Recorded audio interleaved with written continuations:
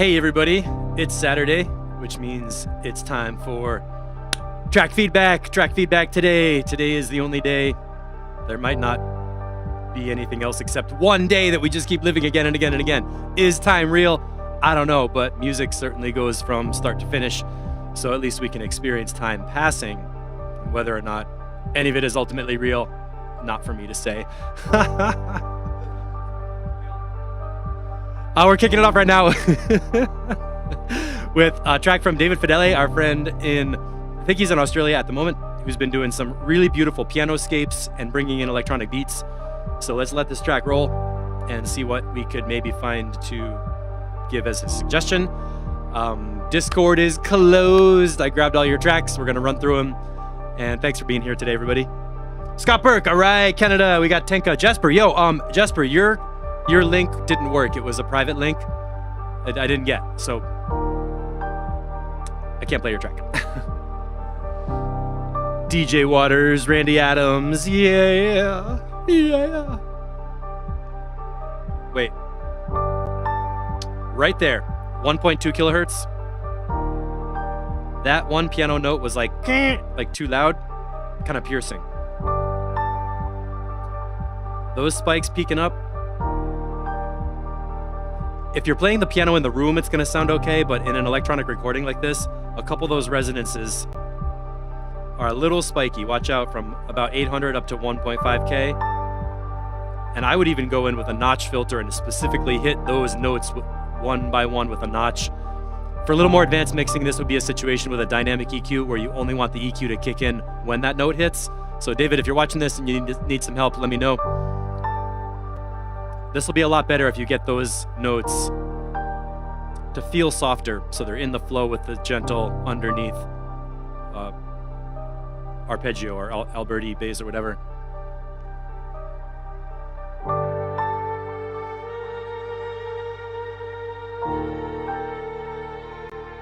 Strings are nice.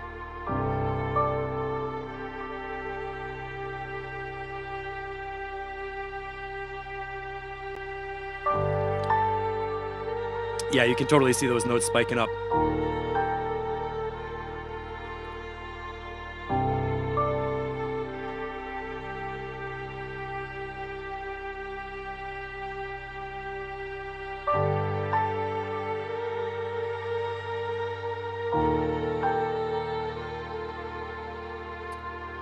Tokyo Dawn has a great free dynamic EQ. Good tip.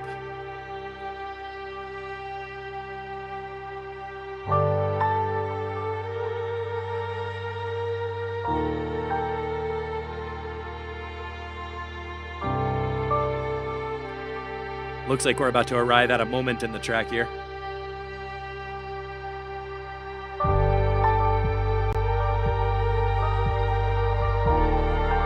Okay, I can feel a kick drum bump at the bottom. That needs to be louder in the mix. Just take the volume of that channel, put it up.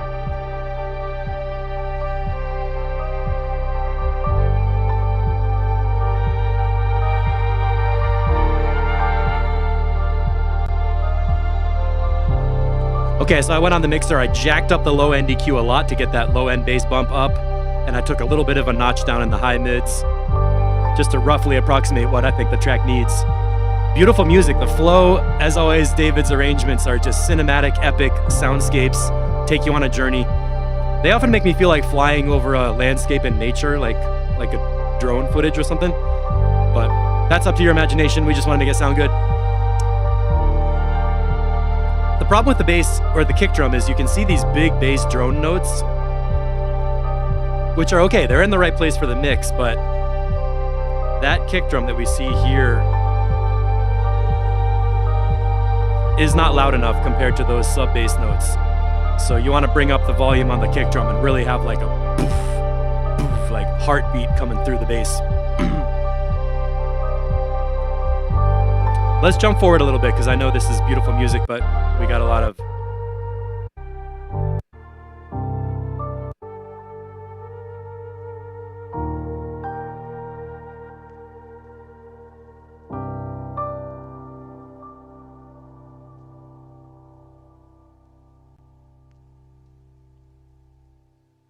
And a beautiful ending. I hate to rush the music, but those are a couple of 2 good tips.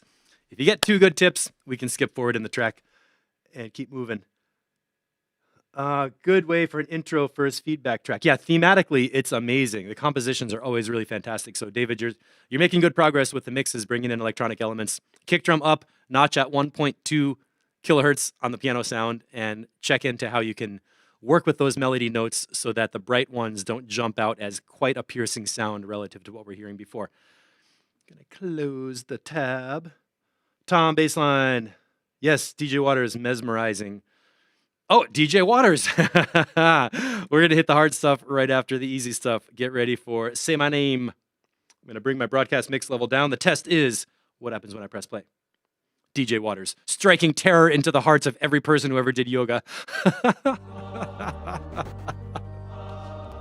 Candyman. The urban legend is, if you say his name 5 times while looking in the mirror, he appears in the reflection and kills you.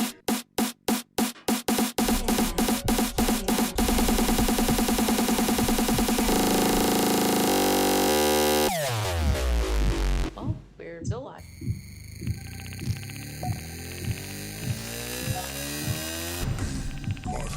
Hey, Ben. Hey, Paul. How you doing? Mr. Melvis. Whoa.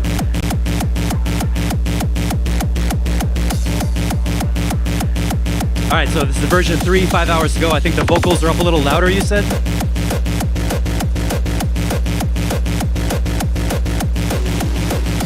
Yeah, it's like Destiny's Child, yeah.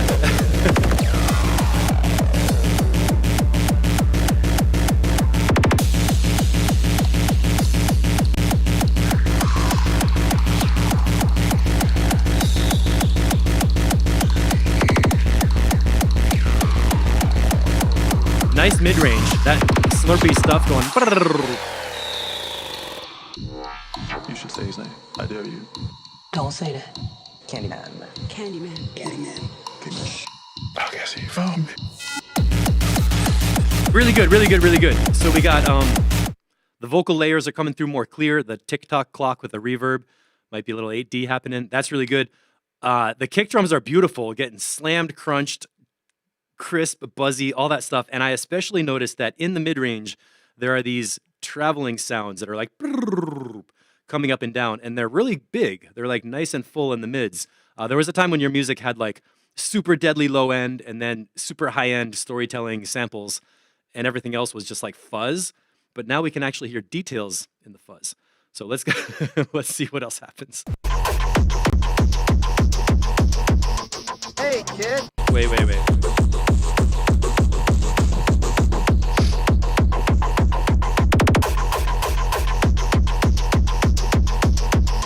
Hey, kid. Wanna check out my van? I got some candy. Yeah.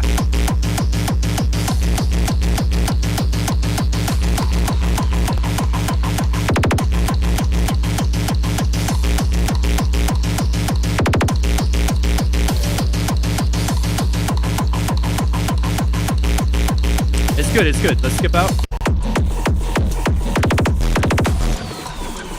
That low kick is beautiful. It's solid. You can like grab it like. He's the monster.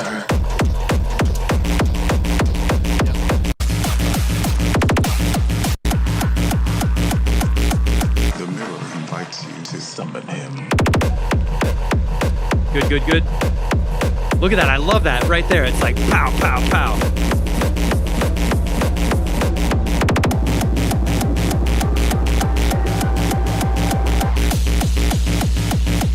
Nice high frequency sound in there, that whoosh, that wash, nice and clear. 4 layers deep on the kick drums. Let's see how we get to the end of the story.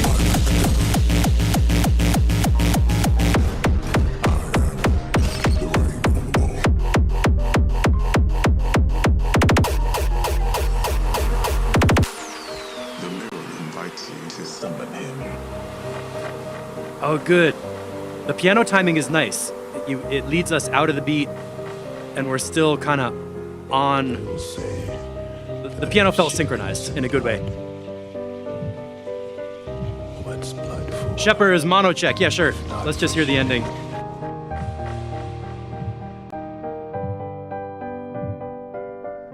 I just shaved. I thought I was bleeding.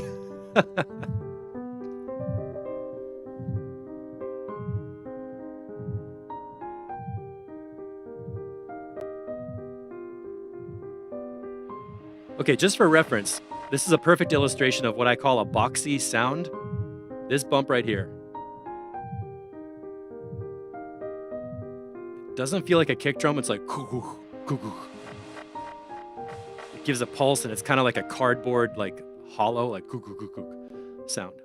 Fits okay right here, but that's a good shape of what boxy is. All right, let's check mono. Get ready.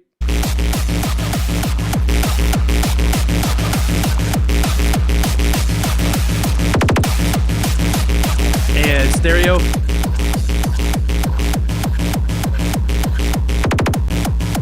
And mono. To the left. The mirror invites you to summon him. That one right there is my favorite kick drum. Ball, ball, ball. It goes lower. The mirror invites you to summon him. And we're still in mono. And stereo. That's a big difference. That same section is stereo. The mirror invites you to summon him.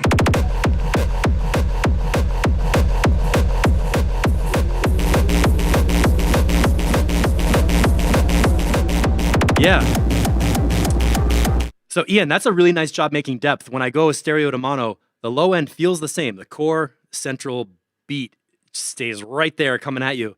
And I just feel like the top goes wider or together with the effects and the reverb and everything. Nice job. It does sound finished. It sounds excellent and delightful and relaxing on a deeply meditative alpha wave brain level. Let us know when this one's going to go out and get 84,000 streams. Now we got Tom Baseline with some heresy of quotations on licensed samples. Where'd it go? Hey, it's Steve Knotts. Welcome to the Groove Style Bass Session Lesson. Listen to the bass sound. A little higher than you want it to be at the beginning. As you move into the acid, getting higher and open up your filters. I think the bass line could be a little louder. The kick is nice and solid. The voice is loud. Level down. But that one bass line part. Down. That was hard for me to learn. I remember when I started tweaking acid. You know, I wanted to boost stuff. Like the upper part of that bass line, you know, 400, 500, 600 hertz. Something there to bring up the body of the bass. Down.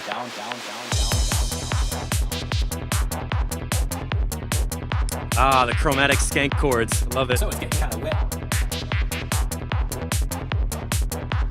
Getting kind of bubbly. I like that lead. That's good.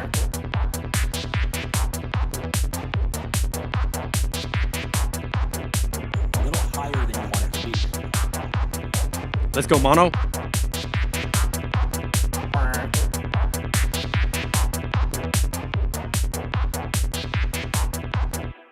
Maxime, these are samples taken from one of my lessons.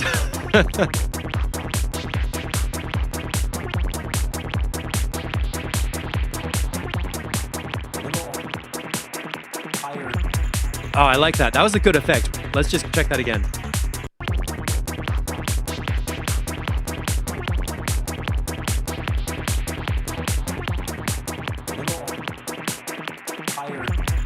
What just happened at 1:56?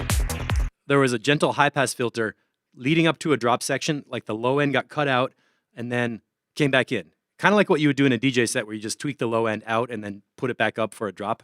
That's really effective. I want to play through that one more time. Watch the spectrum, watch the power of the low end. You'll see the low end drops down and comes back up around 1:50-ish. So it's up to here. And then it's all the way down to like -72 or whatever. Very noticeable, very effective, super easy to do. You could even put a high-pass filter on your master channel. Just shelf out the lows on the way to a drop and then kick it back in.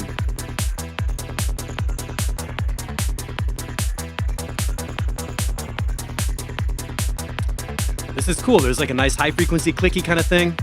The chords in the middle, the bass line, and then the Gate lows. length is a really cool way to make buildups. What you can do is start a section with a short gate length and gradually make it longer and longer and longer as you build up towards the drop. That will add energy, make the notes feel more full, and make it feel like lots is happening, especially if you combine a filter sweep with that. After a big drop, cut the gate length back down short. Boom. And you can hear the low end really, really well. Oh my god, there's a tutorial in the track. I guess I don't have to talk. I like how the chords are changing. How'd you like that? How'd you like that? Good flow, good vibe in the track. Well, cheap.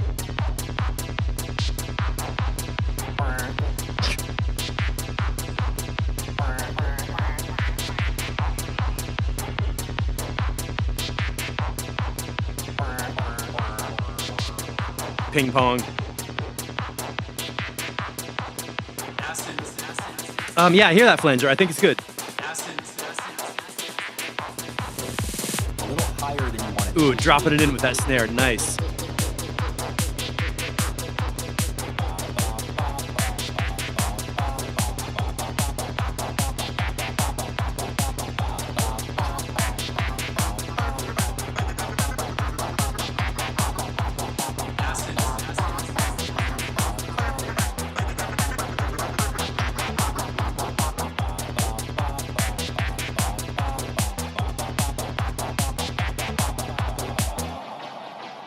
Oh, that's a cool vocal effect.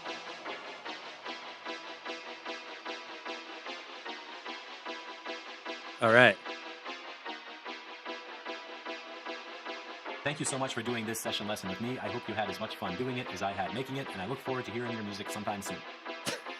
It sounds like a commercial. All right, I don't know if I can be detached on this because it's my voice. I feel like there's a little bit too much voice through all of the track. For this kind of music, it's cool to have voice clips. You always hear like Alan Watts or what's his name, Terrence McKenna or something like that in the middle of the track, and there's like a little voice and then a drop and hard beats and instrumental stuff. So just structurally for the genre and the style, I think there's a little too much talking throughout all the song sections. But I like the I like the quotes that you chose, and I like how you're using the voice at all. So, you know, if you want to have it that way, maybe make a version like this could be one version and have like a more instrumental version with only a couple words like acid, acid, acid, acid, or something like that. My opinion. Otherwise, yeah, the flanger on the bass sounded good. The stereo effects were good. The voice presentation was good.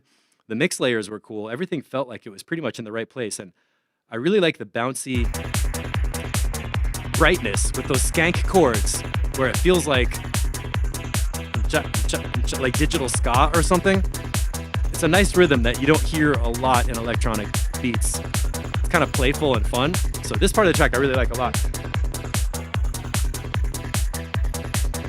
Yeah, it is funny. Gate length is a really cool way to make buildups. What you can do is start a section with a short gate length. And this is cool because it's like a voice and a breakdown. As you build up towards the drop. That will add energy, make the notes feel more full, and make it feel like lots is happening, especially if you combine a filter sweep with that. And then you do a filter sweep. Cut the gate length back down short. Boom. Like there, boom. You can hear the low end really, really well. And then stop the voice after that boom. Just let it be music. Like it is right now. This is good. Chords are opening up, getting brighter. How'd you like that? And then right there, leave the voice out. But there's space for you to have a creative decision on how much vocal you want, depending on who you're playing it for and how they like it. Yeah, the track is really good. Oh, Shepard, is more punch on the kick?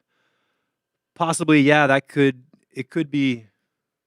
I mean, my first comment was I felt like at the opening, the bass line needed to be a little louder because the kick was big, but that fast bass line wasn't really coming clearly through.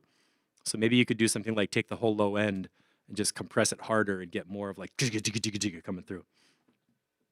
I don't know. All right, let's go through. We're going to get into some house and tech. We got Donats, Canada, a bunch of OSP happening, and EQ flat, stereo.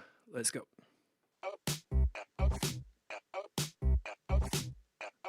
Bouncy Donats bass samples.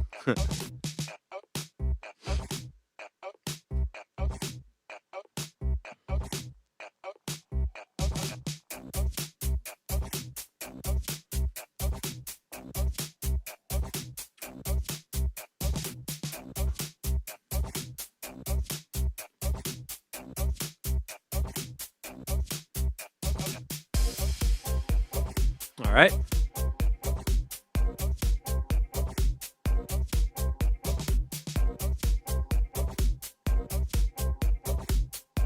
Shepherds wants punch every time. First thing off, Adam, Danetz. From here, 16 until the drop, we could use a little transition sound or something changing to grow or develop or sweep or happen. Even because it starts off and it's basically just a static loop. I know this is brand new, but even something simple like having a low pass filter on the beat here and slowly opening it up to get brighter and brighter and brighter towards that moment. There's a cymbal crash, it's good, the kick kicks in, so we feel the beat start and it's good, but develop that little intro just a little bit more to like lead us into the drop part.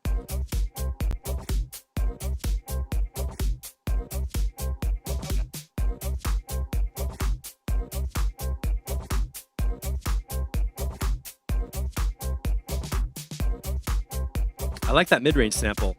Like, bah, bah. That was good. Reverse crash and a little snare drum hit. Da-da-da-da-da-doom. That was a good rhythm.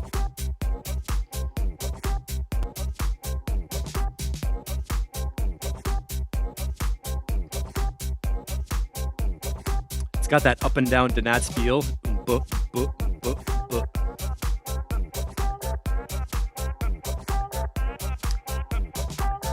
Good mid-range filter sound coming in.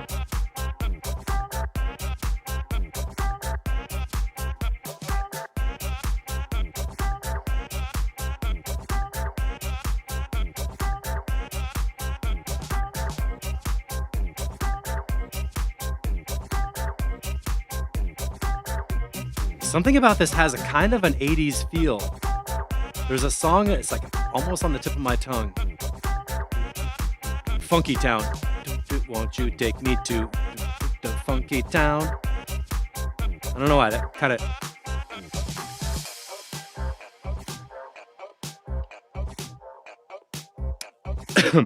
Excuse me, Ian needs to go somewhere more now. Yeah. Melody line, another layer of development or something. Let's see what happens after this section. Feels like a skeleton track. It's like a skeleton, here's the bones, here's the track. Now let's go to the next step and get like a climax, a peak, a melody, something that draws it up to a moment.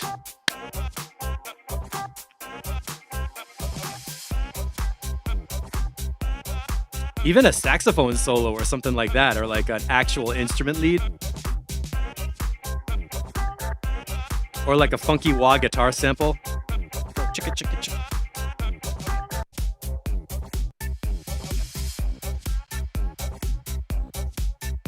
All right, I can hear it.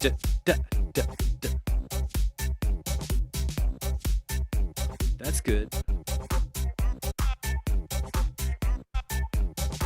And if we look at the structure of the track, so we've got a short little like 30-second intro, one big block of beats right here, a gap, and then this main section. So this main thing right here, last week we were talking about where do you locate the climax and how it's good to put it like about 2/3 of the way through the track. So you have time to build in, add layers, build up to it, arrive at this big peak. You get to the point, and then afterwards, you have that little bass and drums kind of dub section and then the ending. So within this second major block, let's aim for about 345. This is where I would have an instrumental melody leading up to the highest note in the track, the highest frequency we're going to hear, and the thickest texture of all the sounds happening at the same time, right around this block of beats right here, so that we're kind of like continuously climbing up. And now when we're here, it's like, okay, 333, right? That's like the over-the-top section with the strobe lights hitting or whatever's going to happen, like the peak energy of everything in at once.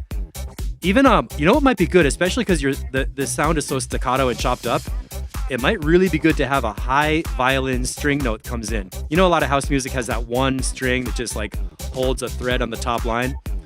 I think that would be good in this track to bring it in. It would give you high frequency, more like up energy,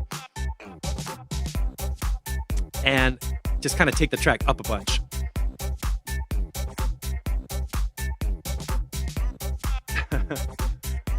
Oliver, good idea. Play with the filters some more on the sample snippets.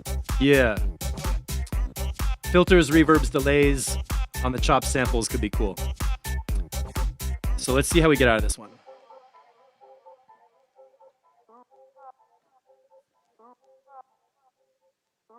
Also, you could take one of these vocal samples and just repeat it and filter it. And like really just like jam it up in their face.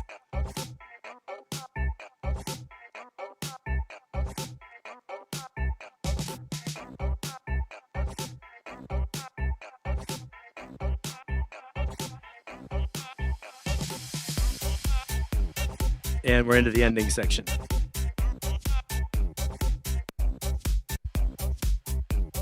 Here's our nice bass and drums ending. Solid groove. The beat totally works, which is good. Get ready for the ending. Oh, cool. So Danats, most of the sound is chopped up, fast, bouncy hits. I would really go for a long, high string sample up in like octave 6 or something like that. Boom, boom, boom. C sharp. Maybe that's the note, I'm not sure. But even one higher up, I'm not gonna try to whistle it. But pick like that note that's the same as the bass line root, but 5 octaves higher, and just bring it in, fade it in, and have it hold that top high frequency area in the middle of this section. And put in some more cymbals and high frequency crash stuff. High frequency is what feels like you're at the peak. So go for that and see if you can build up a little more energy in there. Because everything else is good. The skeleton, the basic bones of the track. Mix is pretty decent too. Sounded good. Now, Canada, Fall For You, brand new. Let's see what we got. Whoa, slamming right in there.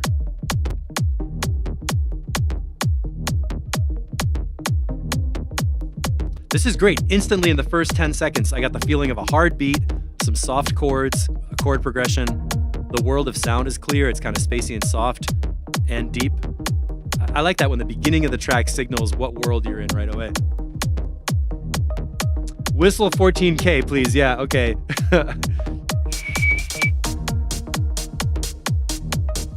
I only get 2K for you. Sorry.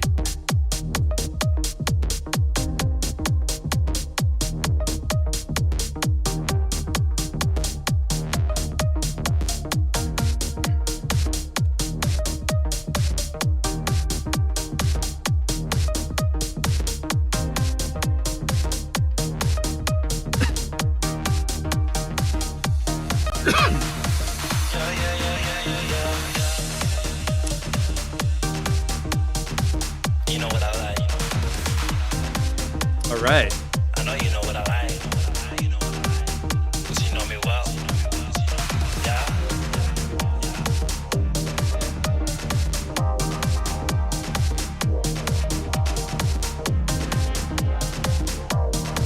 This is great.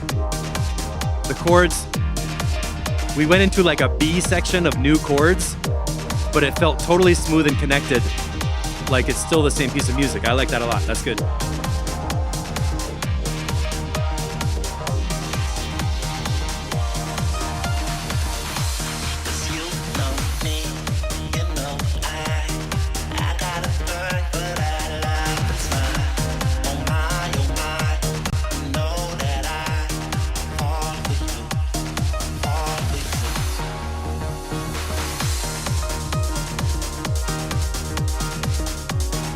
Good presentation on the vocal, by the way.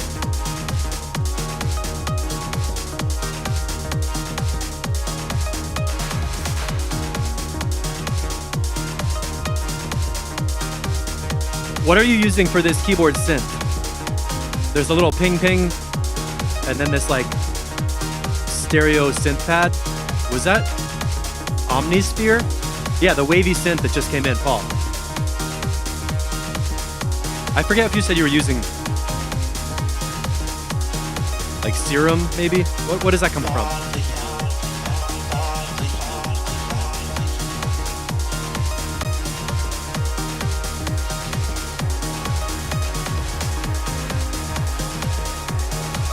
Oh, Reactor.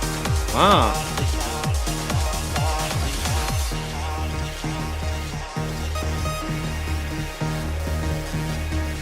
All right, we're into the breakdown.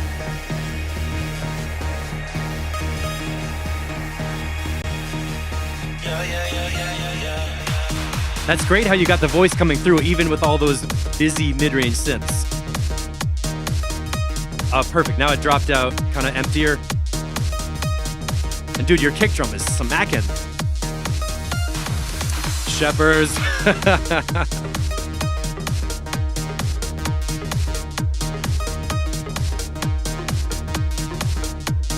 So Scott, this is great. This is a really coherent track where there's a lot of ideas, meaning a few different sections of chords, but it really flows continuously and feels like one track rather than some of them where it was like a whole ambient thing and then a whole harmonic thing as two different kind of compositions. This one really flows. It's good.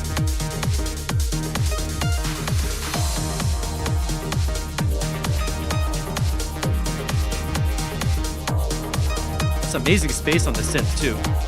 Check mono.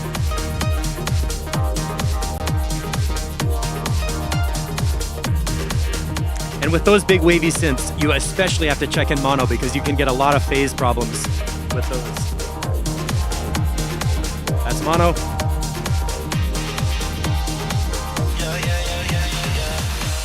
Stereo again.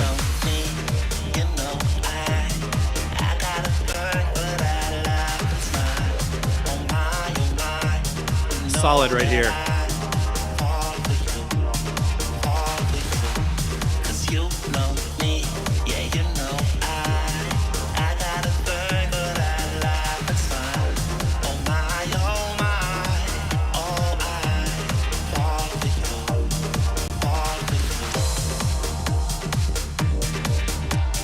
Did that cymbal crash come early?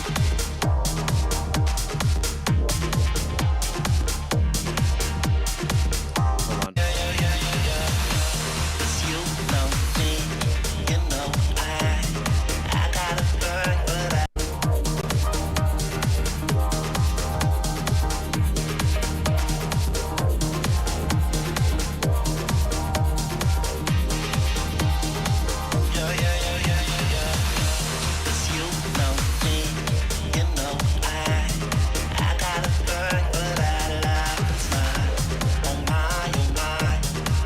Counting 6, 7, 8,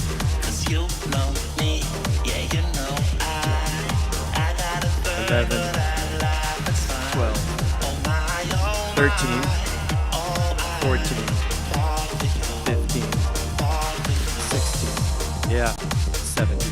No, that cymbal crash came in on 16 and it should be on 17. At 4:55, that crash came in one bar early from how I was counting it, which I think came from this false drop.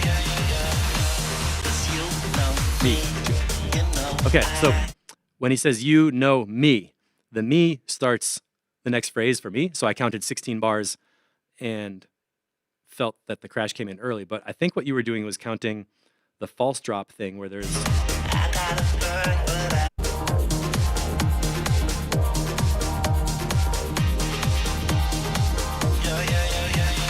One, two, three, four, two. Let's go through.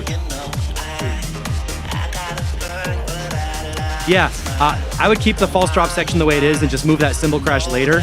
To me, it just felt like the crash came early. 16.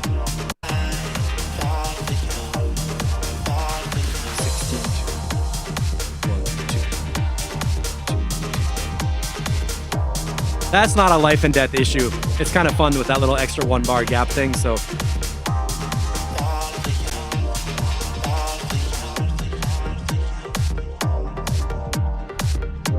And we're into the empty ending. Great shape on the track. Flowing down, feels calm.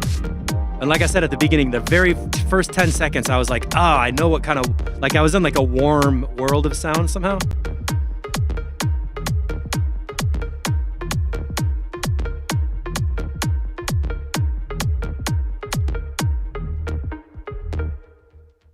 Cool. All right, I got a comment about the opening beats. Here it's nice and clean. There was a place where the beats were, there was a snare drum that was like a little too long and kind of cascading on top of the hi-hats in the first minute.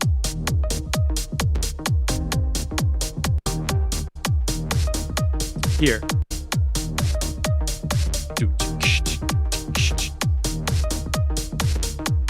That snare, maybe cut the tail shorter so you get more like.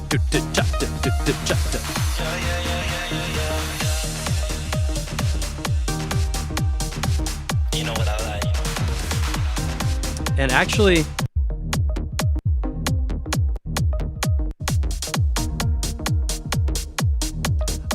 I think it would help to cut the hi-hat a little bit shorter and the snare a little bit shorter because they're overlapping together and it sounds like with like a almost like an open hi-hat because they both have a tail that kind of combines and goes into the reverb. So it's like instead of like a super crisp. You know what I mean? To like just tighten up the. It's almost like if you had a beat loop and you put a gate on it and just cut off the little tail so it's really like right there. Small difference in your beat programming, but I think it would help a little bit to tighten that up. Overall, dude, if you just made this track yesterday, it's great. The mix is awesome, and my favorite thing is that you took us through different developments with the harmonic patterns. I didn't even really feel like the chord progression changed, but clearly it did. And you had different synths doing it, and the synths were really interesting and wide and like fluid. So the track overall goes on a nice journey, a nice like development, but it has none of those problems of being disjointed or like, you know, sometimes tracks can have like too many ideas and the ideas are all good, but it's like 3 tracks worth of ideas. And that's not happening anymore. That's not happening at all. So I'm really glad to see you've got this kind of solidified with the feel. Like here, it's like a bridge kind of, right?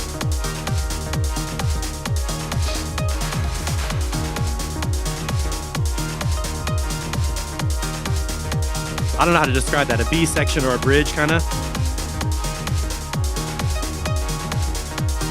And how did it come back?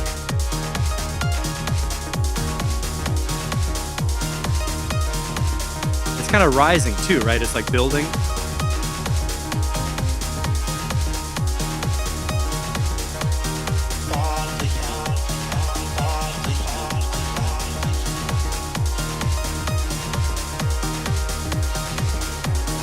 There's the riser, double kick drum. That's a great build. Yeah.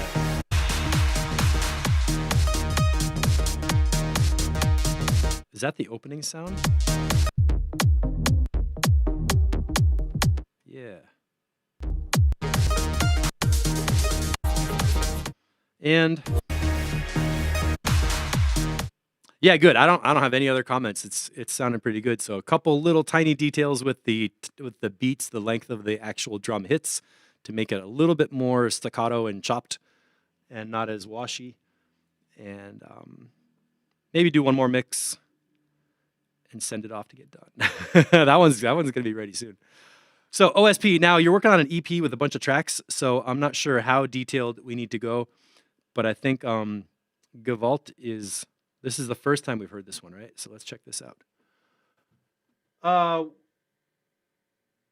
Scott, cool. So what you're saying you did with the vocals, sidechain them to the mid-range of a dynamic EQ against all the leads as a group.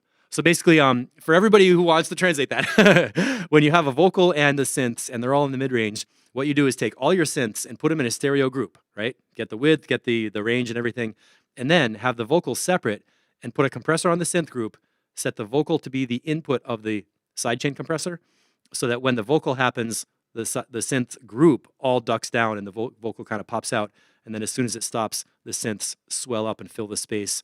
You got to measure the release times and get it kind of blended so that it ducks and balances really nicely. And that's how it'll work. Comments. Thanks for hanging out, everybody. Let's check out OSP. Woo.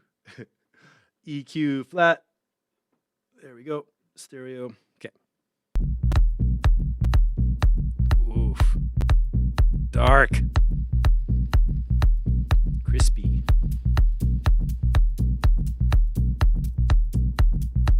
I'm going to bring up the high end a little bit.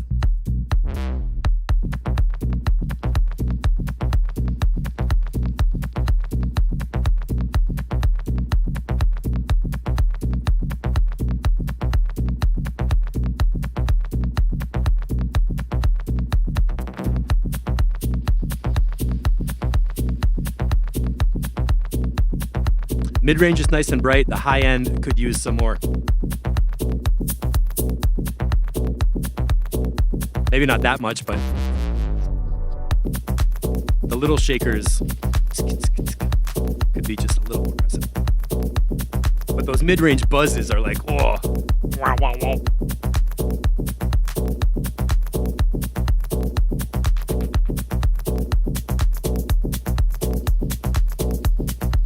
That sound, dude. It comes on an upbeat. I like it.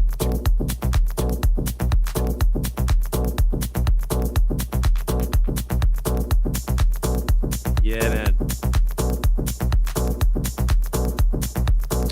Turning my headphones up.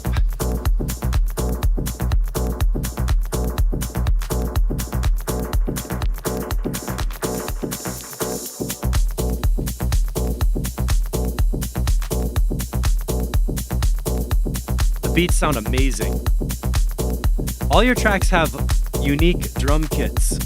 I noticed, like the claps, the snares, and everything, they all sound good in the track, but they're kind of different from each other, so it's really nice. Dude, OSP groove for sure.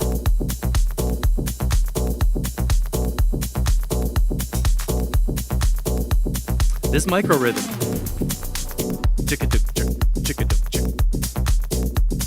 Let's get that one sound again.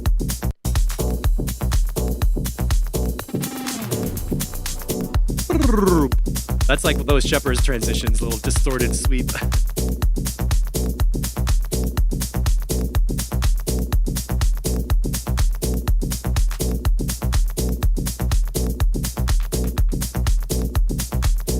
I hear some little delay fluttering around on those claps.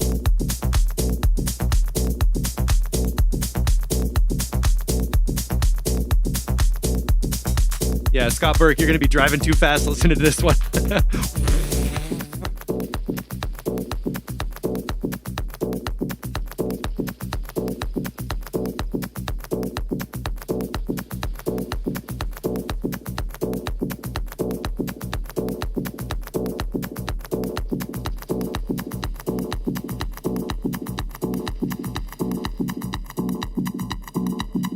Ooh. Whoa.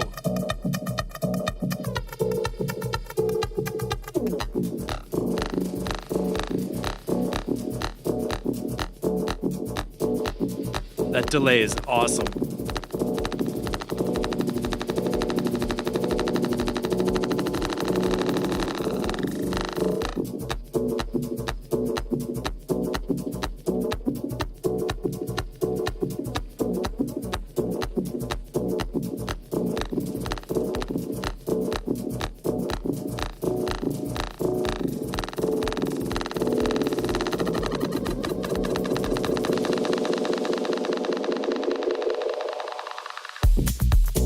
Yes, and again, for the second time today, approaching the drop, the low end disappeared.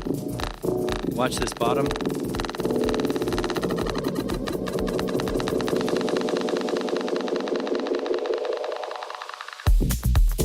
High pass filter, ride up, and then slam it back down when the beat comes in. What a great build up. Man, that little super micro short delay that sounds like a flanger and then it buzzes out. That is so interesting sonically. Shepherd's break is a bit too long. I noticed that too. So I felt like right about here, I could have been ready for the drop. Let's maybe just count. Wait, where does that come in exactly?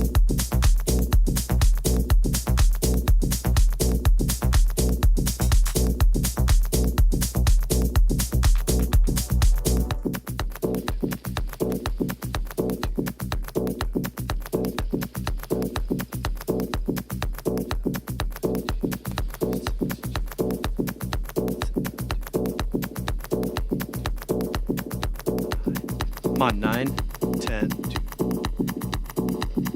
Oliver deliver.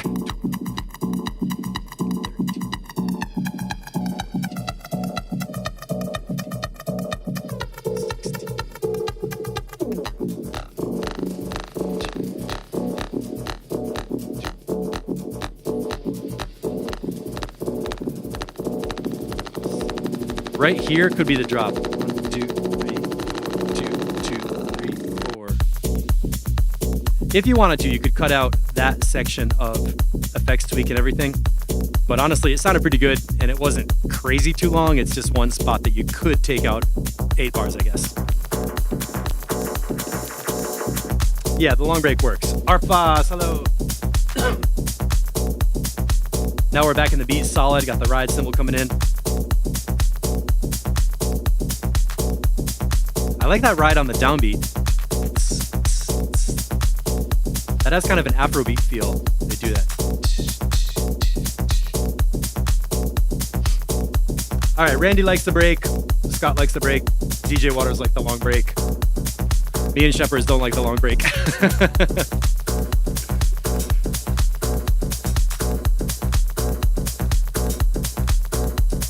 Arfas, you missed 46 minutes of amazing music. Sorry.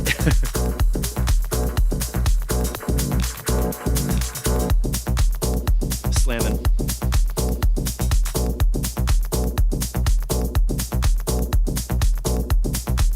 How are you processing your drums mix? I'm curious. We've had a conversation going on in the mastering thread about clippers and, how much gain reduction to do or how many types of compression to do. It sounds like the drums are really polished and pulsing and loud. So I'm just curious, what are you doing on your drums mix? Aha! What was that?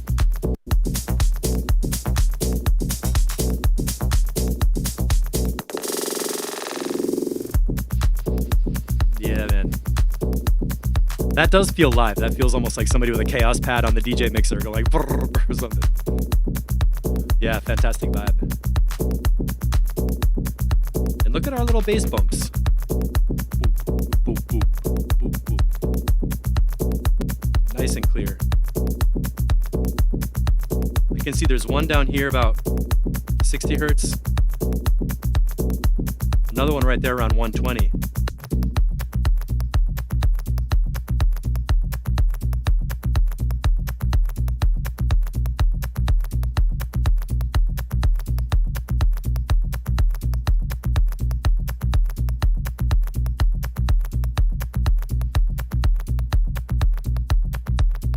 That's a nice shuffle, right?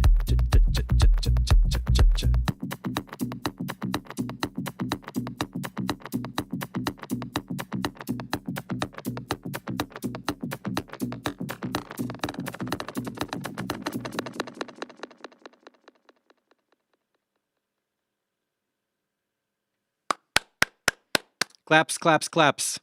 No further comments.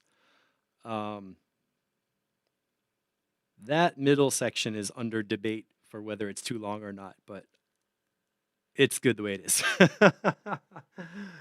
It's amazing. I don't think I have any suggestions. That sounded fantastic. So let's keep going. See if we can help you get this EP done this week. Or would you say you're on break and you have some time to work on it? So hopefully this feedback's going to help you get it finished. Entwicklung.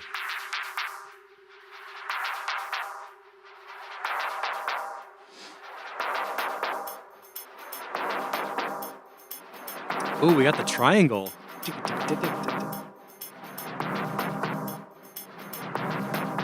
Look at all that mid-range.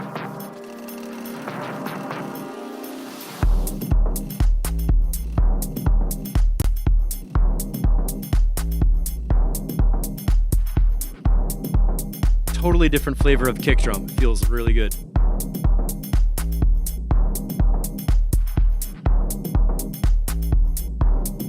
Nice bass line popping through.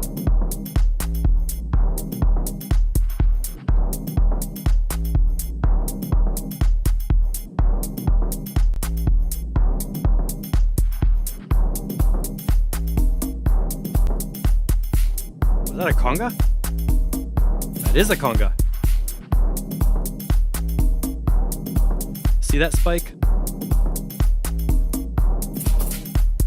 268. That's a good example of where a conga has the main voice of that sound is right in the place where a lot of other sounds sound like crap. Like if you go to a kick drum at 260 or a lot of bass lines at 260 hertz, it's not going to be good. But a conga is like doot doot, nice and resonant. It pops up right there. It's weird how the same frequency can be great on one sound and horrible on another sound.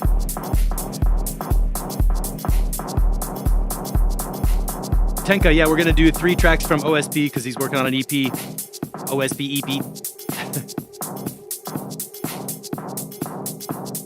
What did I say last time? Oliver Spectrum. Check out the Oliver Spectrum.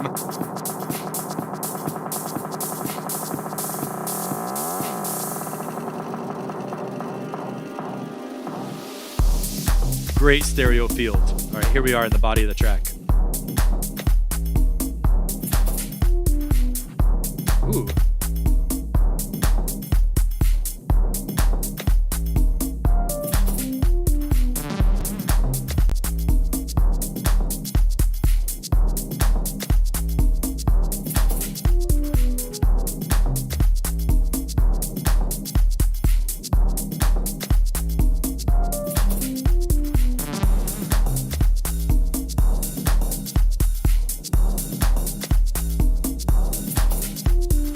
That little melody, I like a lot. Can it be louder?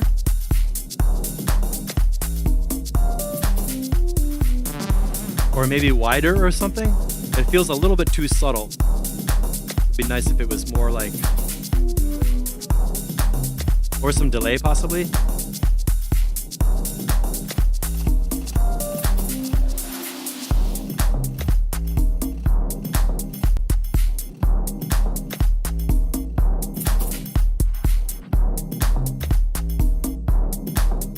This is rhythmically cool how it's interlocking.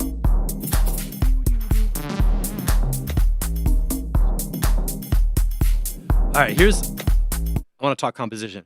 Rhythmic composition is super cool when you can have different elements of the track doing the same thing rhythmically. So we've got a kick drum on a 2-bar thing where it's going doof, doof, doof, and then doof, doof, boom, boom, boom. So the end of the 2-bar phrase has a kick drum doing a triple bump. And that little melody sound I was pointing out also comes in and follows that same kick drum pattern.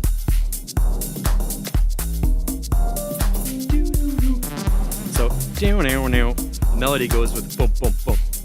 That's super cool. So it's like the kick drum is emphasizing the melody notes.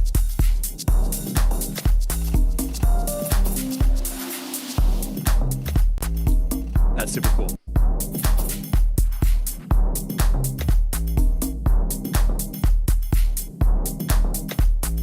Great mix. Wide, deep, reverb, space. Those synths come out nice and bright in the middle.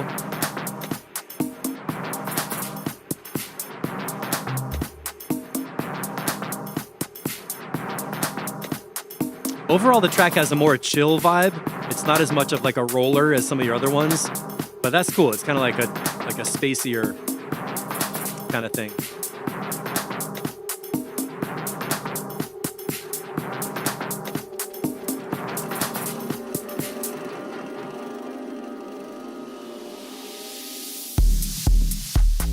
Yeah, Maxime, there is space for another layer, acoustic or harmonic or melody or something like that. Could be. It's pretty minimal right here, obviously. That mix is so clean, though. Just a few elements and they all sound good.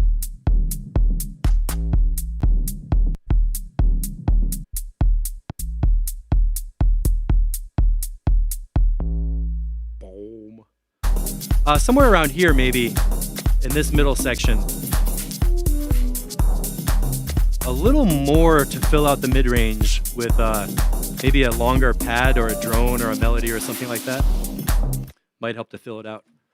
So that one's pretty cool. I'm kind of rushing through these a little bit because we've got a bunch of them. So this is version 2.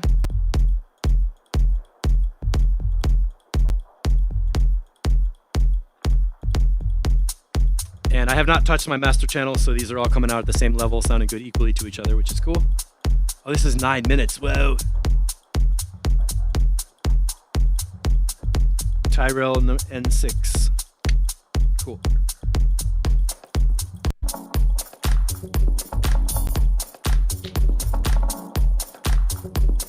Quality mix, no mix comments.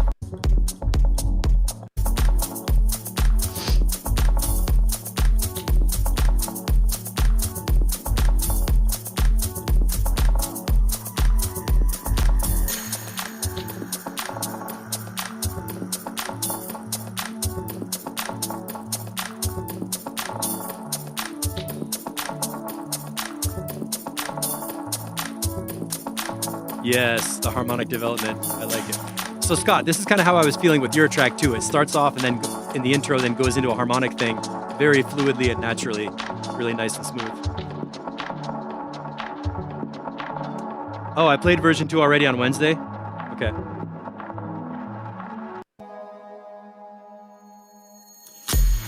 Bam. All right, so if you don't need notes on that, that's good. We'll keep going. And Jesper, you know what would be good? Tenka, if you could send me a SoundCloud message so I can get the link on SoundCloud. I don't want to open Discord because that tries to take over the audio interface and makes everything glitch. It makes me sad. But if you can send me a private message on SoundCloud to my Mixotexture account, that's a really good way to share links right now. And chat lag. Steve loves OSP. Hey, OSP's put in updates, man. It's easy to review quick. So Maxime, we got Mark Troy coming in with Clouds, brand new. Let's see what we got. EQ flat, stereo.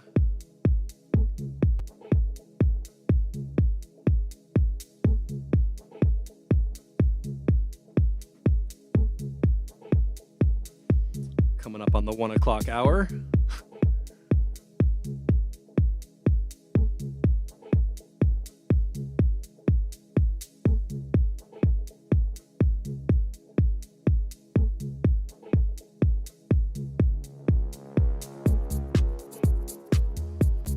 Yes, good development.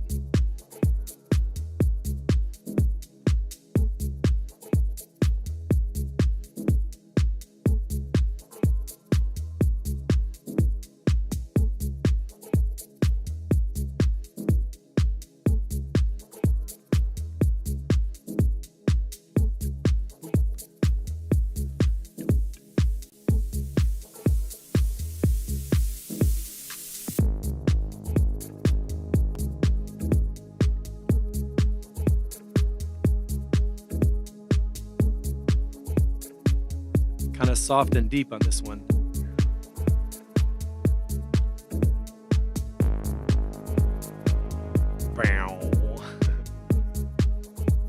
It's like got a dramatic feel. It's like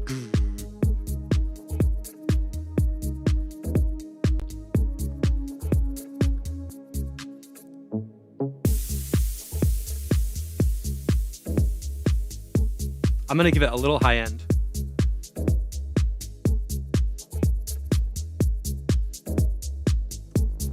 Compensate for the SoundCloud limits. Yeah, dubby deep house. Dig it. The drone in the background of that one background pad is so nice.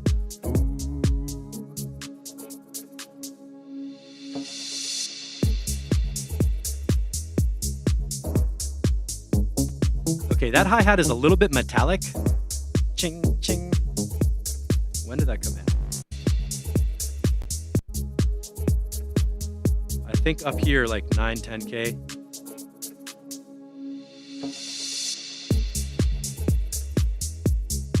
Those little spikies up there.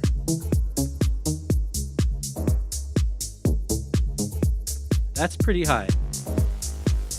I would work with that hi-hat to make it not quite as ringing in the metallic high frequencies. It's like ching, ching.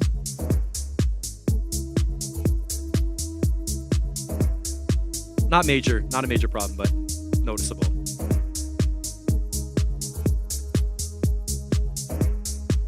Look at that bass pulse. You can see the kick is clearly right there, and then the bass notes. Boop, boop, boop, boop, boop.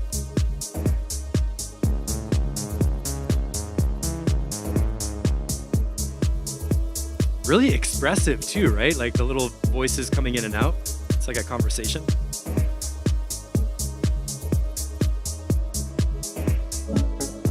Maxime, working with your 70 layers, right? No, the mix is not bad.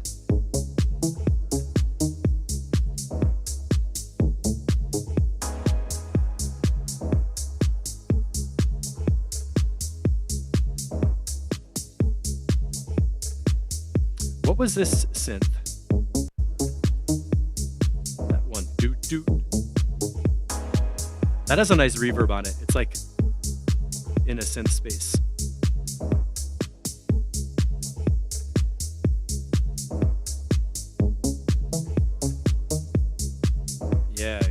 good.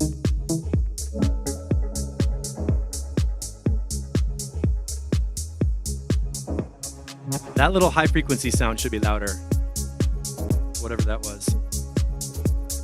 So yeah, the goal here is going to be for you to take all your mid-range synth instruments, maybe get them in a stereo group, and work with those in detail so they're all kind of coming out at the same pressure. It's pretty good though so far.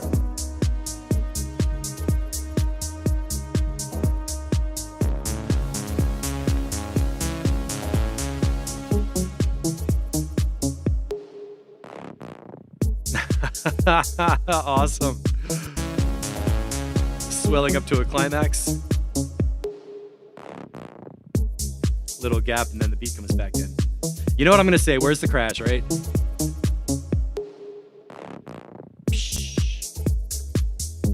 411. Maybe a little crash, maybe.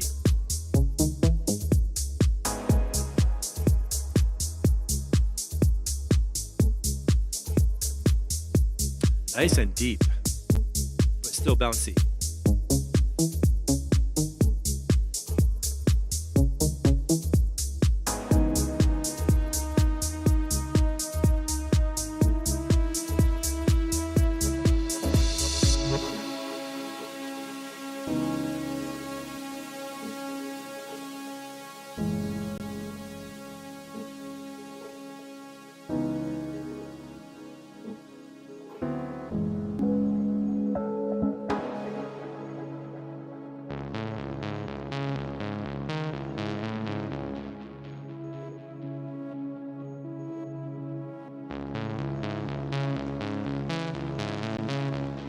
What's gonna happen? Cool. That felt a little bit late in the track for such a breakdown as this. It seemed like that could come a lot earlier maybe, but...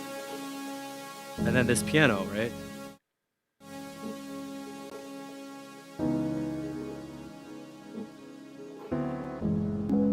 Little bit of a jazz chord in there.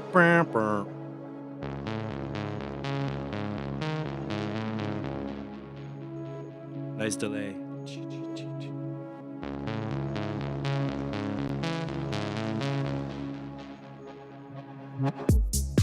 And back into it.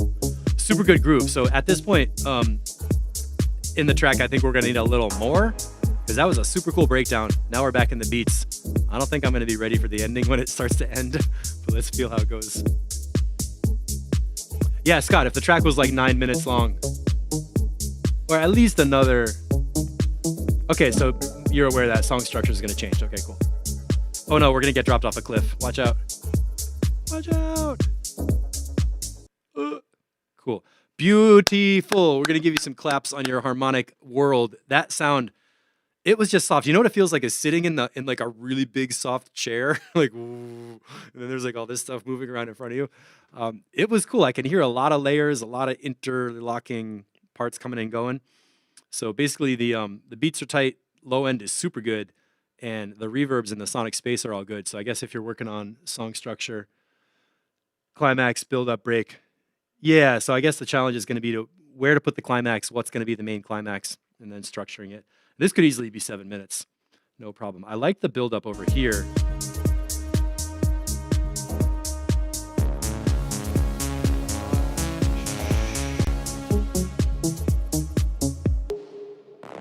Especially because harmonically, we just went down a scale. Bum, bum, bum, bum, bum, bum. That's a really great way to lead into a breakdown because melodically, you're flowing and sonically.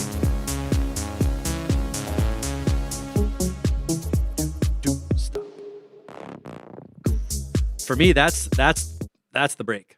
Like that little transition is what could lead into the main drop, the main peak. So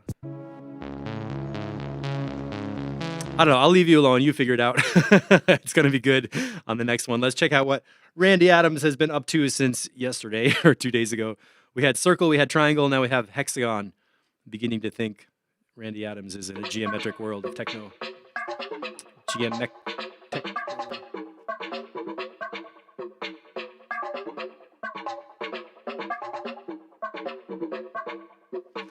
What's that going to be, a 9mm track?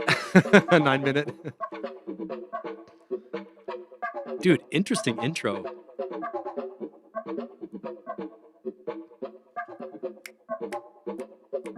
Where's the downbeat going to be?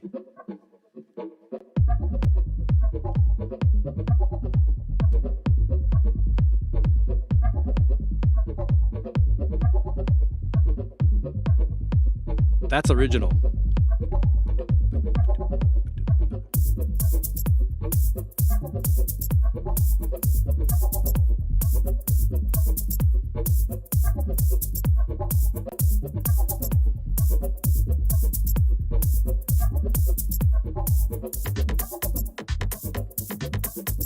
All right, percussion layers coming in. We get the clap.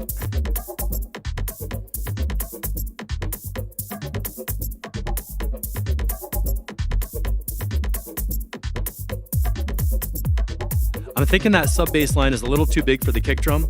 And from the way the track develops, when this kick came back at like 120 or 115, I would hold off on the bass line, keep that sub bass out until this drop, because here we have like super interesting synth intro. At this point, when the kick first comes in, I think the kick would be better just alone. That would be enough. Just kick drum and that one synth would be super interesting and definitely enough to draw people in. And then you layer in the percussion in a nice way. You don't need the bass line yet.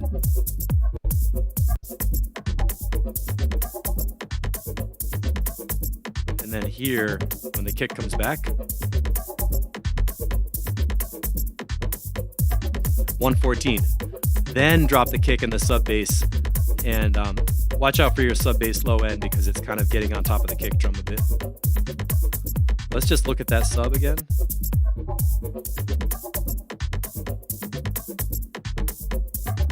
That's a lot of pretty low frequency in the sub bass.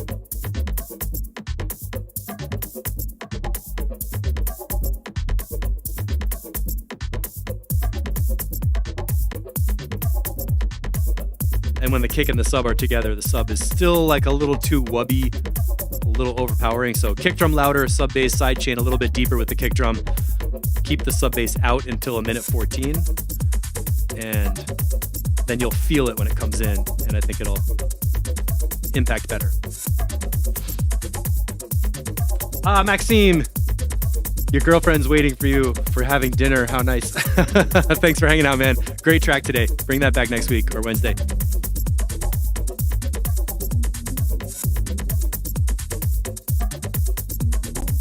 Now we're solid in the groove right here. Is there a background synth? Ooh, doo, doo.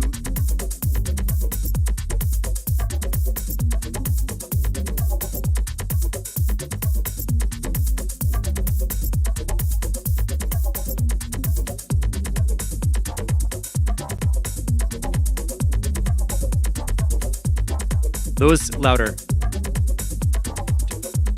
Yeah, louder with those. Da, da. Yeah, louder. Like with Scott's track, we heard different synths coming in. They were super bright and loud, and then they disappeared. You could do that right here, totally. With that delay, that's so good. Make those louder. That'll be great.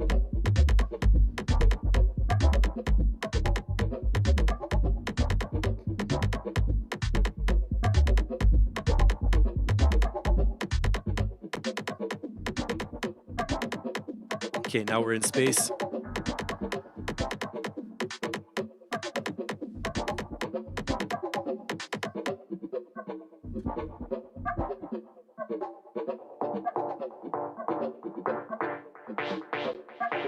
Ooh.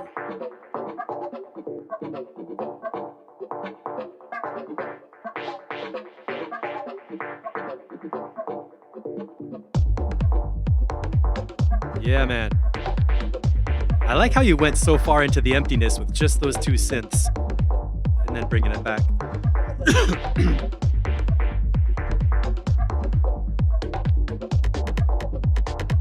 Tack, tack, tack, tack, tack. Good, good, good. Yeah, we're gonna need closed offbeat hi-hat or another bright hi-hat coming in pretty soon, I hope. Right here. Yes. Oh, no. Da, da, da, da, da, da, da. That feels rhythmically slow. I would like something that's like on every beat. Like, there you go. You just brought it in.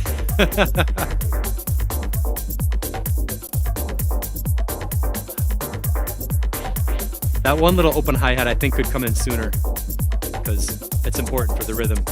When it dropped with right here,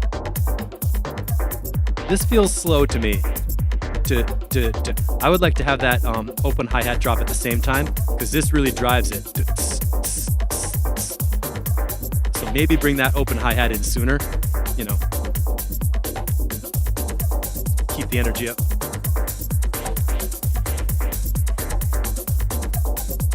Now it's super cool. It's like all like a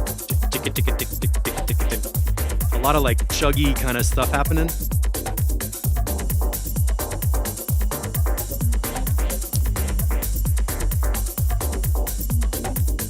Randy, building tension. Okay, your track, you do what you want.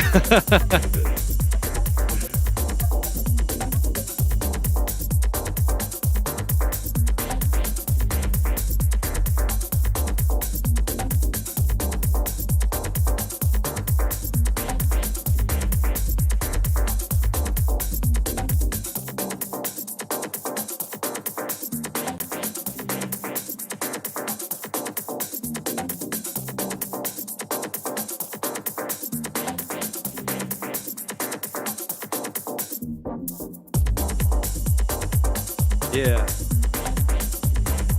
Solid. This one overall is nice and deep too. Kind of sit back in it.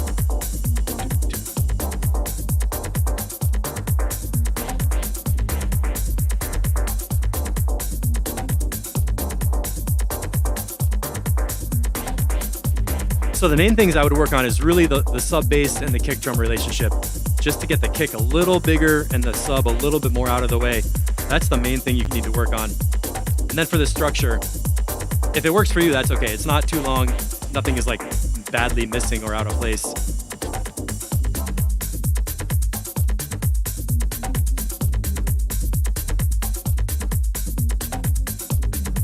Chicka chick, chicka chick, that part, chicka chick, chicka chick. Really good. Mr. Melvis, yeah, maybe background synth a little bit louder. Right here. Do, do, do. That one could be a little louder.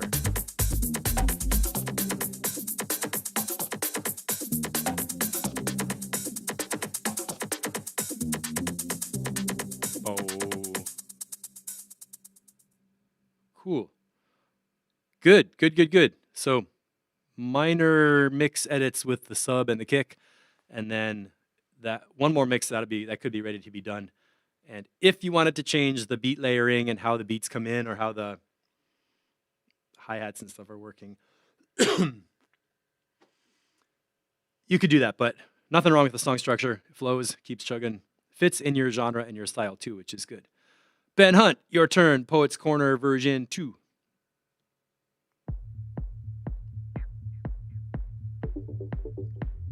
Is Ben still here?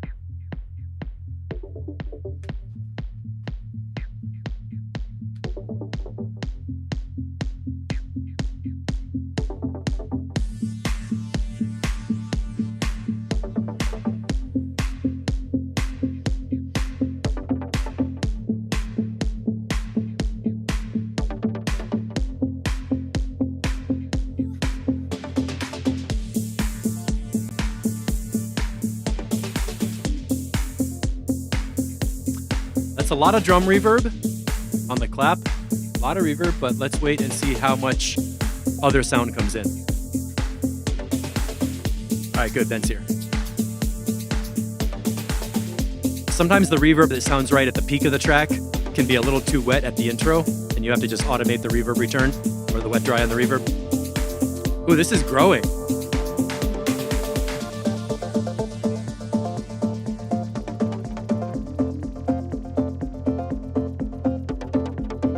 Got that pulse.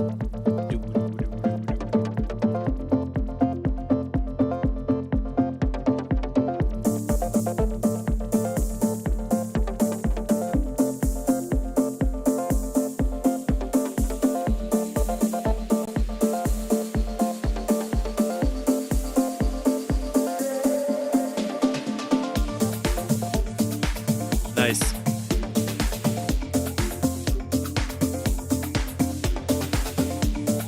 I think the clap, okay, so if you take the clap volume down just a little bit, because it's a lot of clap.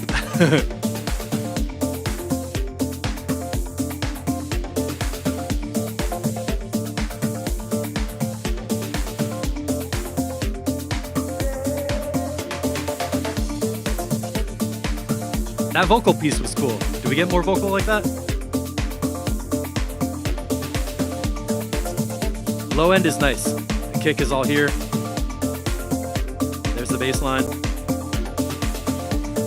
Good job with the low end mix. Oh my gosh, we got Herman Pearl from Tough Sound. Hey man, welcome to the show.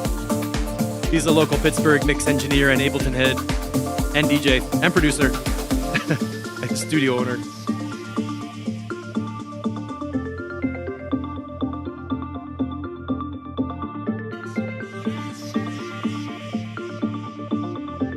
Vocal could be up a little bit more, that sample.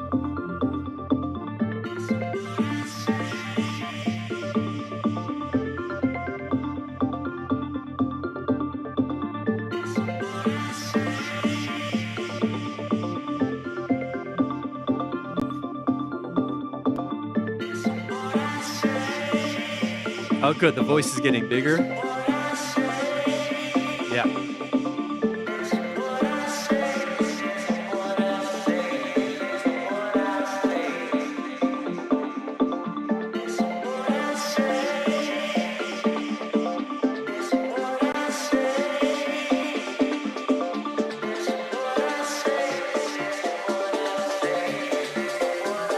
Fingers going up.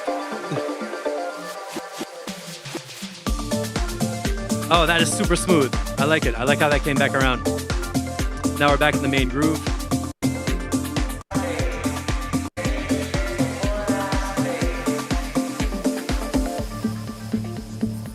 Herman, hey, thanks for popping in, man. Happy New Year. Say hi to Stacy. One more time.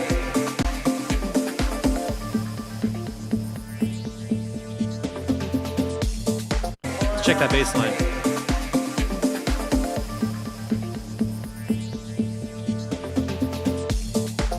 I love it. I love it.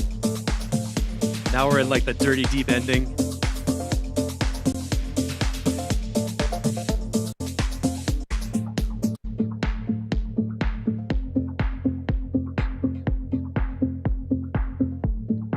Yeah, the snare drum is definitely big.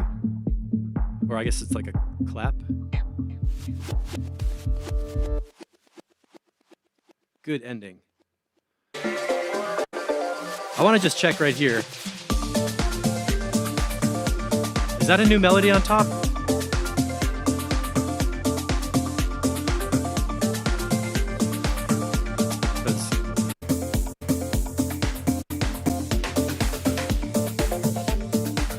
Okay, the melody is there, but it's not as loud. What I'm hearing is you want to make sure that after this main sweep and drop in at 340, this section right here should have something that's like significantly different that we didn't hear before. Because if we go into this drop and it sounds like, oh, the same thing we heard already, the track automatically falls flat and feels kind of like it doesn't go anywhere, or it's just you're in a holding pattern.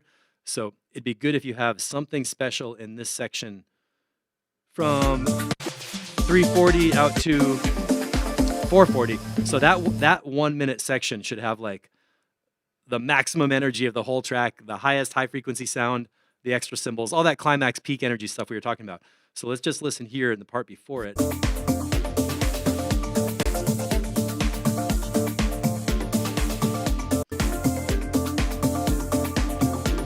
Okay.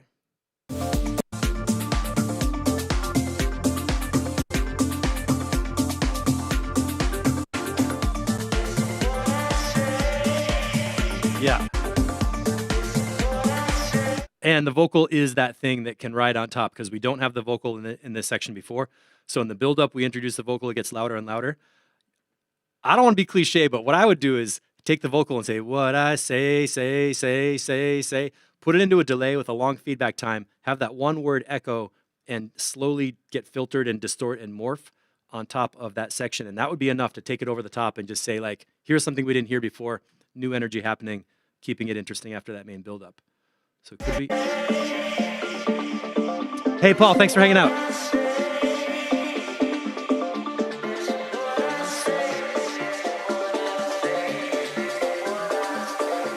Right here. This is what I say. Dang, dang, dang, dang, dang, dang, dang. And get that word say looping so it just becomes a sound and not a word anymore. And just like have it like a psychedelic super long delay that goes like 8 bars or something like that. That's what I would do. Pretty easy to do, and it'll make a nice impact on top of the track. Other than that,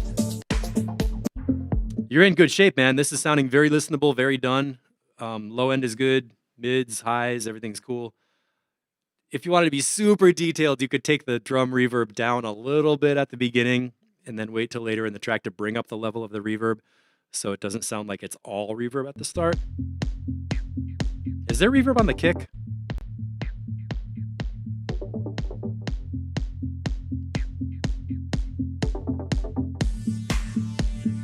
Feels like there's a little reverb on the kick and on the snare, so maybe at that beginning section, maybe take the reverb down, but who cares about reverb? That's a detail. Basically, it's good. If you could take that one lead vocal and make the minute after the main drop have a lead vocal thing that does something, I think it'd do your track justice. Now, last but not least, Mr. Melvis. Oh, and did I get, let me see if I got a track from Tenka. We might have 2 or 3 more. Tenka-lenka. Randy Adams. No. Okay, let's see what Mr. Melvis has been up to in the wee hours. Oh shit, guitars. Let me turn on my broadcast level.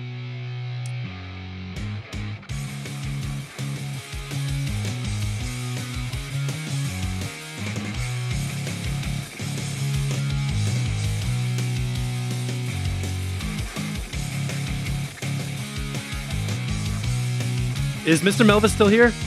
Yeah.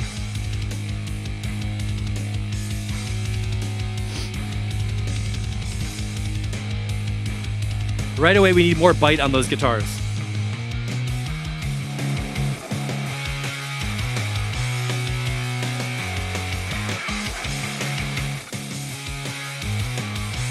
This is where a 2.2K or 2.5K, where the guitars really live with that crunch and bite, we need those up.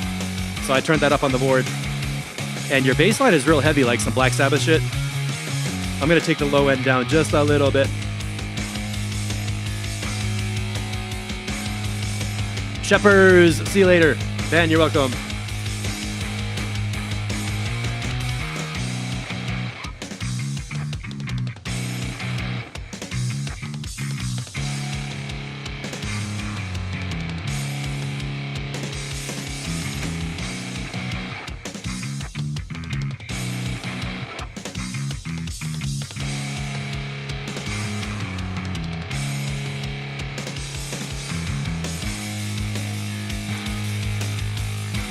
I think the bass guitar can come down a little bit because the kick drum was not quite coming through under the bass.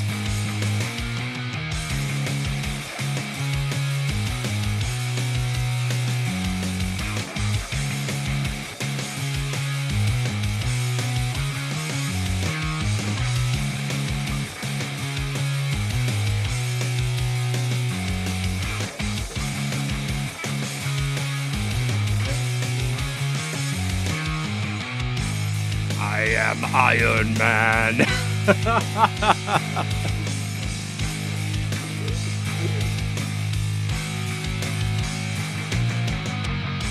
Yeah. That's chorus into the outro.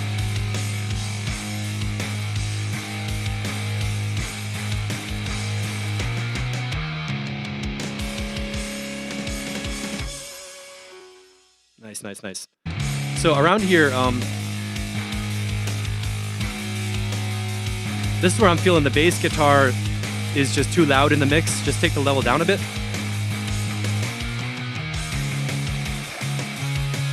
The cymbals are good, but the snare could be a little louder. And the toms could be louder.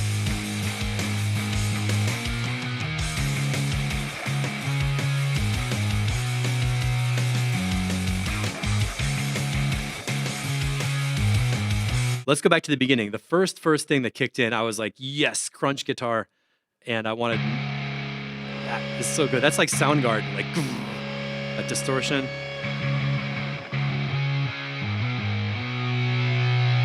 I want the guitars like that.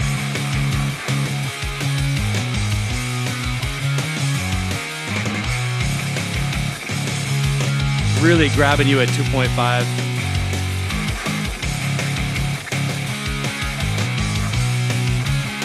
Like the guitars from 1K to 3K are just beautiful.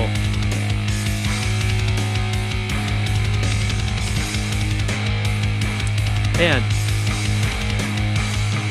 I can hear the kick drum doing double kick drum pedal. That's good. That's a place where the kick also could have an EQ boost around 2K, which is like the click of the beater head where the pedal actually hits the skin on the drum head. So that would be a good place to turn that up a bit. And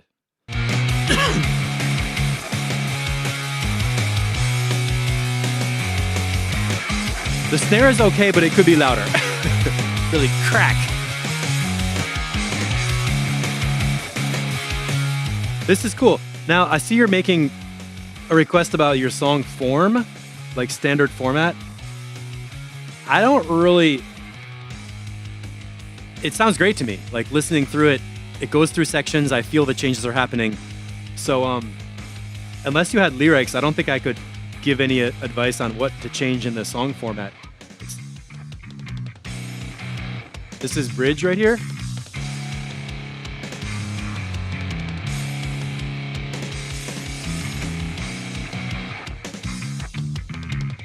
Yeah, the toms can be louder.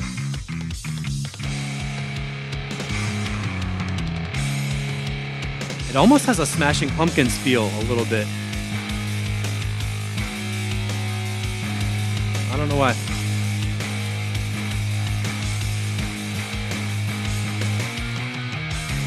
And then back in chorus, right? Yeah. This is cool, man. I like it. A couple mixed notes for you, mainly bass guitar down.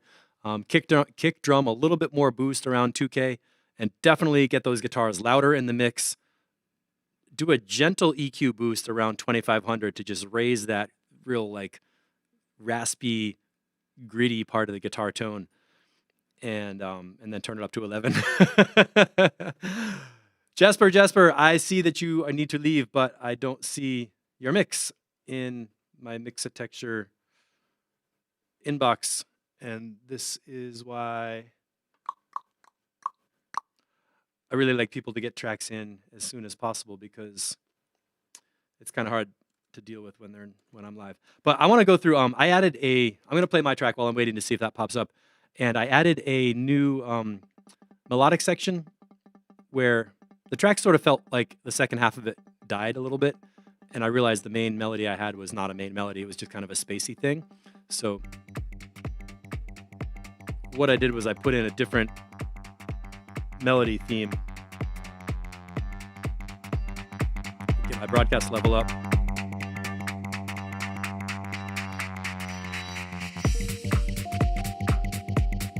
So right here.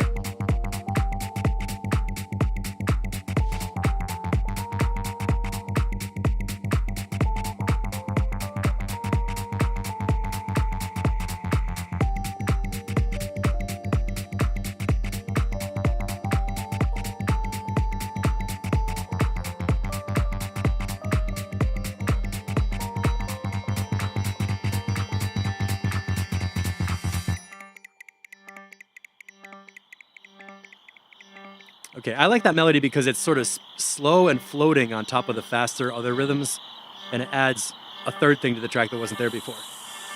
So let me know how that sounds. And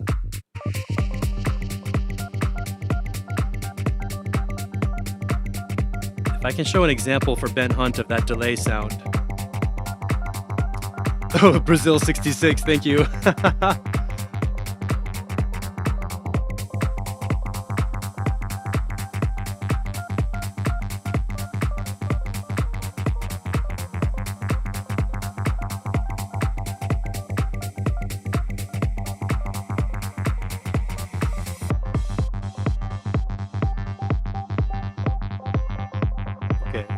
Is Ben still here?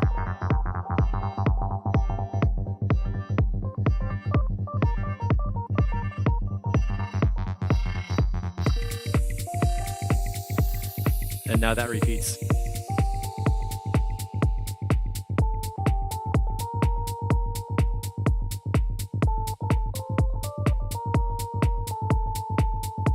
And probably that needs a little EQ and mix better. It feels a little out, but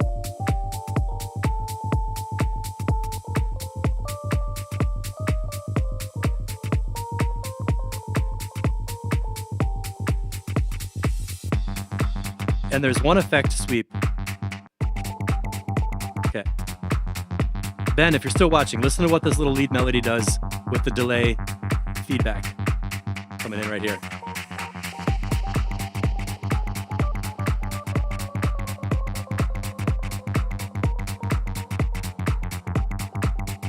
Just a little hint of it.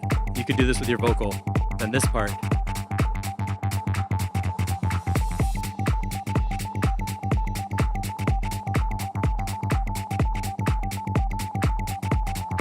So what I did was I took a piece of the melody, put it into a delay, turned up the feedback, and then filtered the feedback so that that sound just keeps echoing on top of a whole other section. That's basically the technique you can do with the voice in that 1 minute after the drop. And really have a cool effect that fills up that section without having to work very hard. OSP, thank you. Tanka's link. All right, we got it. Jesper, you have been saved by the Oliver Man. Tom, no, that melody is not a guitar. It's a synth instrument from, I think, Collision, maybe? It doesn't matter. All right, here we go, Tenka. I'm glad we got your track. I do want to play it. It's just hard to open Discord, you know.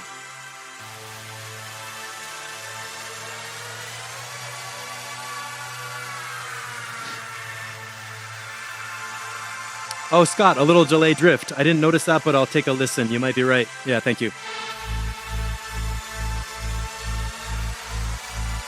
All right, Jesper, bringing it. Whoa, whoa, whoa, whoa.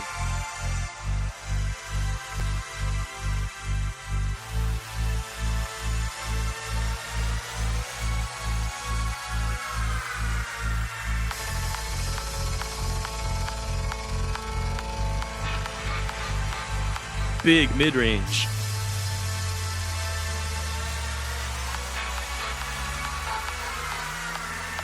Where's DJ Waters?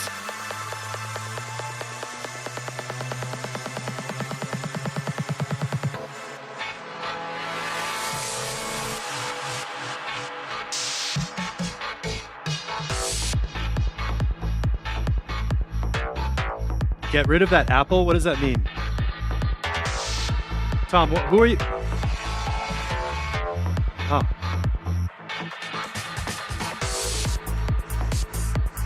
There we go. Oh, opening two things at the same time. You know what happens is Discord automatically tries to take over the audio interface when I open it. So I noticed just a lot of glitching from a conflict on the USB audio interface bus. I think that was the problem.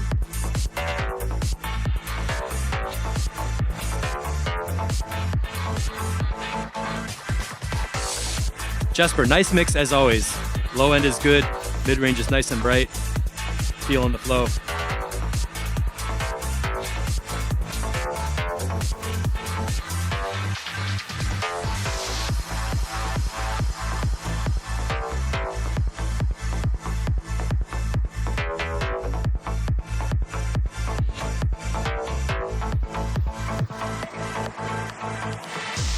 Oliver, thank you for that. Going up. I like the pitch bend in here.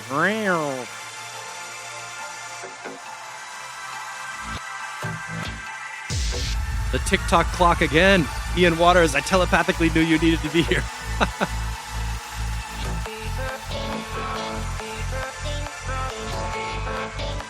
Okay, that one melody is a little buried. Do, do, do, do, do. That melody's a little bit crowded with the other sounds around it.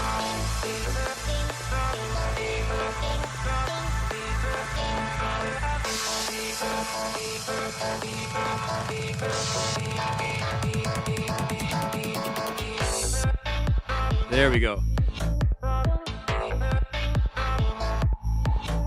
Oh, you just made it where you are. Cool.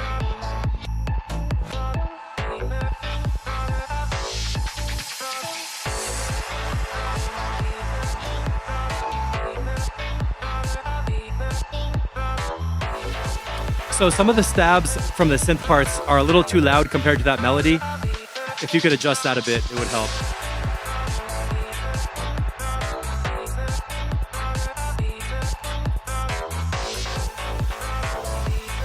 Here comes a little more low end on the board.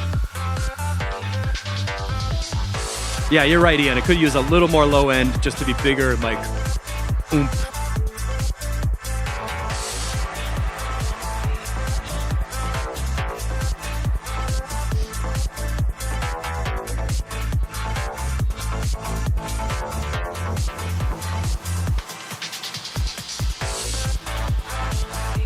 Yeah, mid's down a bit. Yeah. So work on your synth group mix. This one is a little down. That one is a little too bright and big. Are you on headphones, Jesper? Good. Good energy level. The energy's up. It's like going.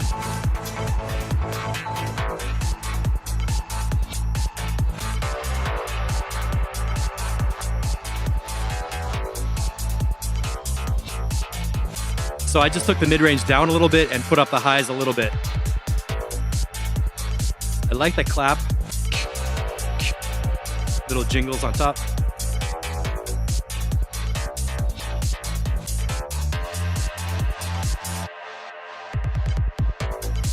There we go.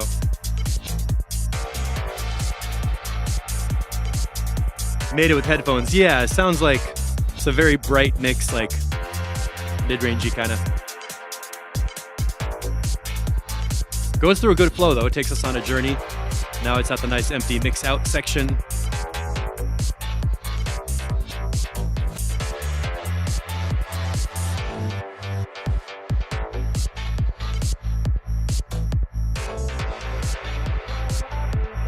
Yeah.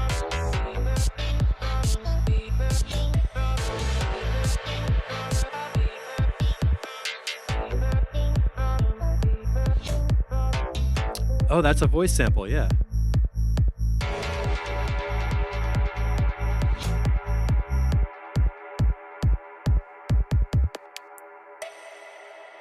Ping. Cool, man. So Jesper, work with the mid-range a bit. Pull up that one lead sound that's around here. I guess it is a vocal. And then these bow.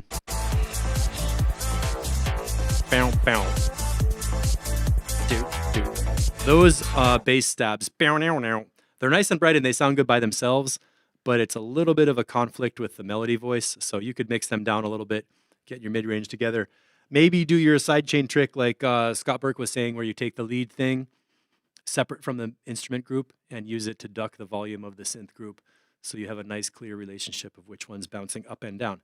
So I want to talk about something here. We had this conversation going on in the mastering thread about clipping, how many compressors, how to squash your kick drums and stuff. And here's a free plugin that Morton Mindbender put up. So I'm going to play a little bit of this video. And is anybody using this Ven Audio free clipper? I know Morton is. I think I'm going to download it and play with it. But they have a really cool video that actually shows you the thing. So check this out.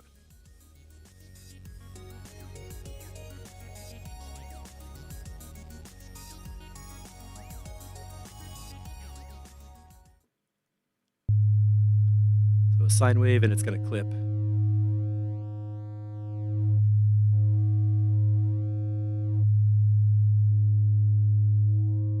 And different shapes of distortion on the waveform.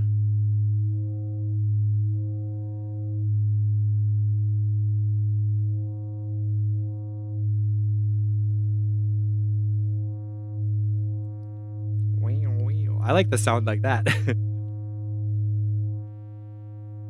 So you have to ask, how often is your level going above that clip limit, and how much is that distortion changing, whether it's a kick drum or whatever. This one is super high frequency, so I'm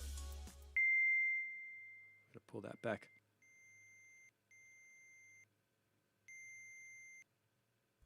Let's check the drum loop here. Sorry about that dog whistle. This is like a real example of where you would hear the clipper on a beat.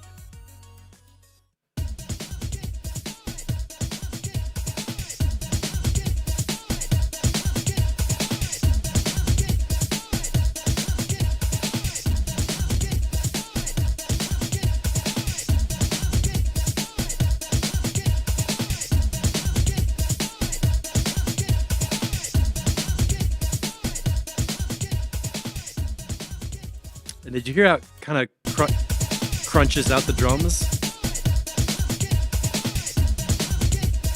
Wait. Right there. It's subtle, but you get a little bit of a crunchy fuzz on there.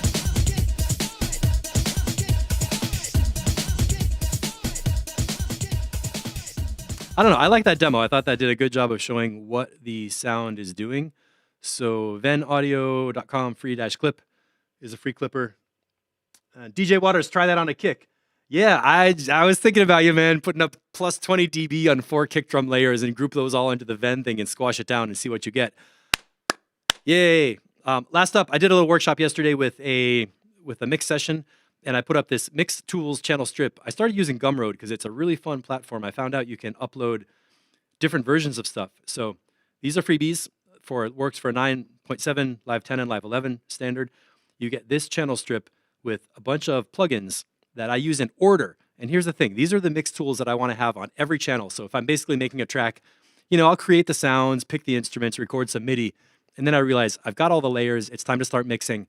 I don't want to go and drop my auto filter and my compressor and my EQ and find them and enter them and put them all in one by one, the act of going to the browser and dropping them. I want to drop one plugin that has all those tools in the same place so I can just use the one I want. So what I did was I put together, like you can see, utility, high pass filter, gate, compressor, EQ, limiter, and I mapped the macro knobs so that the knobs switch the device on and off. You see how there's a little automation dot at the power switch, which means if I don't want the gate, I just turn the threshold all the way up and the gate is bypassed and I don't use it. Because I don't use every single plugin on every single sound, but I definitely hit the utility, high pass filter, compressor, EQ all the time. And I set these up with the macro knobs connected to give you like the main practical knobs. And then obviously with EQ, you have to go in and set your frequencies and your cut and your boost and stuff. But this is the channel strip I use on literally every sound to do the basic cleanup, the gain staging, the leveling, remove the lows that I don't want, control the dynamics, EQ it a little bit. And with the limiter, sometimes you can jack up the limiter into the ceiling. So if you're doing a kick drum, you just boost up the limiter gain and you get that nice fuzzy crunch, kind of like we were hearing with the Ven Audio. So if you're interested in this, hit the link for, I don't think I put this link in the track notes. Sorry about that. I'll type it in over there before we stop. And you can download it for free, 9.7, Live 10, Live 11.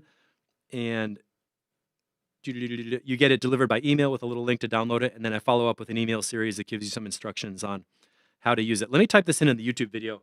So it is here. Oh my God. mixatexture.gumroad.com/L. Oh my God. Strip 1. I think that works, and that's also, I put it up on my Facebook page for Mixatexture, and I think I shared it into the Mixatexture Facebook group. And it's on my link tree on my Instagram bio. I want to make it available. I want you all to find it. I want you to use this. I want you to use it in your tracks and bring them to us in track feedback. And now I'm talking to anybody who's, if you're watching this all the way to the end and you're not part of our track feedback crew, this is something we do on Discord. I'm pulling tracks off Discord from producers in our group and doing track feedback reviews specifically to help you get your music ready for release. That's the goal here, is to get you to having tracks coming up, getting mastered, putting them up on Beatport or Spotify or Apple Music, wherever you want to push your music. We're here to help you get it done fast, and feel completely confident that it's going to sound right for streaming or for in a club or on headphones or in the car or any place people play music. We want to help you make it sound really, really excellent and feel sure that it's going to be good. And our producer community is really super supportive. Ian, thanks for hanging out. See you later. I love hanging out doing track feedback. You guys pulled me forward so much, and it's always inspiring. So thanks for hanging out with us. And we shall see you. What is today? Saturday. So I guess it's going to be Wednesday next week. And if you have any questions, you can always email me, steve@mixatexture.com. I'll give it one more quick little second if any comments or questions come in. There's a little bit of a delay, like a 45-second delay. So thanks, everybody. I'm not going for a bike ride today because we got a bunch of snow. It's winter out here, and I think I'm on winter break for biking unless I go snow riding. All right, that's going to do it for the track feedback this time. Thanks so much for hanging out, everybody. Keep going with your tracks, and remember, I bet you it sounds better than you think. So don't be shy about sharing your mixes, and we're going to get them done. That's all. Awesome. See you next week.